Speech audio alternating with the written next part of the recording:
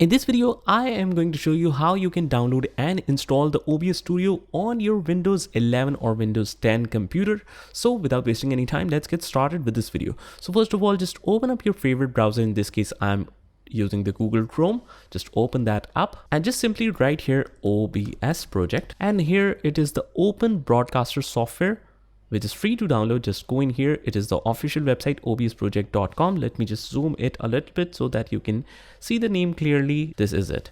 So just click on that. Now here we have all the options. Depending on your operating system, you will choose accordingly. You have the Linux, Mac OS or Windows. In this case, we are downloading it for Windows. So let's click on the Windows right here. Now, depending on the type of browser you're using, sometimes it's showing right here in the download process, and sometimes it is showing right at the top. So it is according to the system settings of the browser. Now, once this is downloaded, we need to open that up. This is the exe file.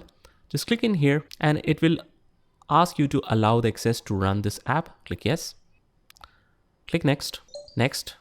And this is a simple installation process. The destination folder, I prefer to keep it as default. Click install. And once we have successfully installed it, it shows you setup complete and launch the OBS Studio option right here. Click finish. You can also launch it from here, but just wait for a while until it processes and opens it up for the first time. Now, after a while, it will show you this updates available. So if you want to update now, you can do that as well, or you can skip that version, but I'll prefer to choose remind me later because that's the part for later on process.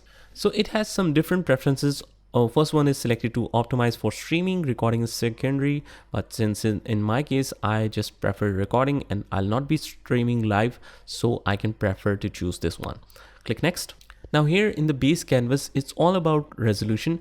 So use current 1920 by 1080. It's actually picking up from this original setting or original screen resolution. So it's not what the OBS is recording. It's basically your configuration back at the end. So FPS is the frame per second speed. So if you have a good speed computer, you can choose 60, but here it will automatically switch. So I prefer to keep it default as well.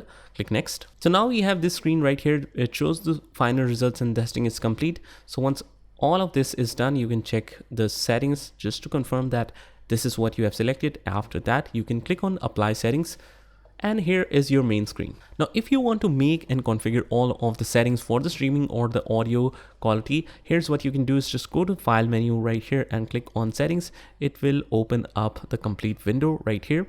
In the general, we will keep all the settings as it is, but if you want to change it for the streaming, you can click on stream or in fact the output device. So output device is set to simple. If you want some advanced settings, you can switch it to that. And the video bitrate, whatever you are streaming live, is set by default here. So if you want to change the audio bitrate and all the other settings here, you can easily do that. Now, video encoder, which is the default running software. So if you have an external graphics card, I prefer to choose that one. But if you don't, like here, we only have the software option, we can do that as well. The audio encoder is by default set as well. And the recording path down here, the recording path is set to here. That means whenever you are finished recording, it will all be saved here. Recording quality is set to medium. So if you want to increase the size of it or the quality of it, you can change it from here. Now the recording format, I prefer to record it as an MP4. So you can choose any of the methods here. So you can set it to this one.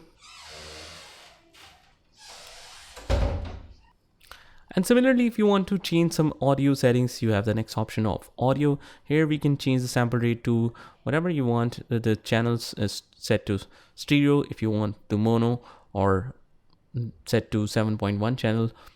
That's your audio device. So you can prefer that one as well. And you can customize all the settings according to your needs. It's pretty self-explanatory, so I don't need to explain it much. Now, finally, you can go to the video, and on here, the output scale resolution is actually in which ratio you will be exporting the videos. So I prefer to choose 1920 by 1080 here as well. So if you have a fast computer, you can change it to 60 fps. But if you but if not, and if your recording is pretty simple, you can just keep it to 30 fps. So all the settings are done. Click on apply and OK, and here we are on the main screen. Now on the bottom we have the scenes, sources, audio mixer, and all the controllers are here to record. So although the scene is already added, but if you want to create a new scene for your recording purposes, because sometimes you are recording your talking head videos and some settings are related to the screen capture or screencast videos. So in that case, if you are configuring all together for the screencast, you can just click on the plus sign right here at the left hand corner, and you can add scene 2. By default this is the name, but if I want to change it to recording screencast, I can change it to that. Click OK, and now if I want to choose the sources, click on the plus sign, and here we have all the input audio capture and source colors and all.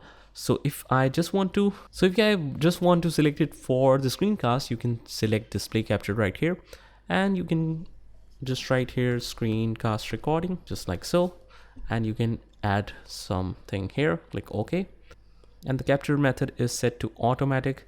I'll just keep it as it is. The displaying is on the primary monitor, so just change it to that. Click OK.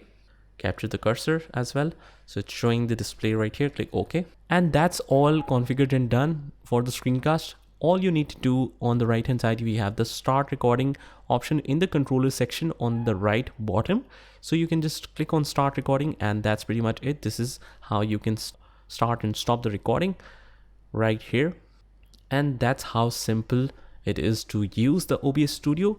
I hope you found this video helpful, and if you did, hit the like button and subscribe to our channel. Also, if you want to learn more amazing stuff related to this topic, you can join the playlist link in the description, and I will see you in the next one.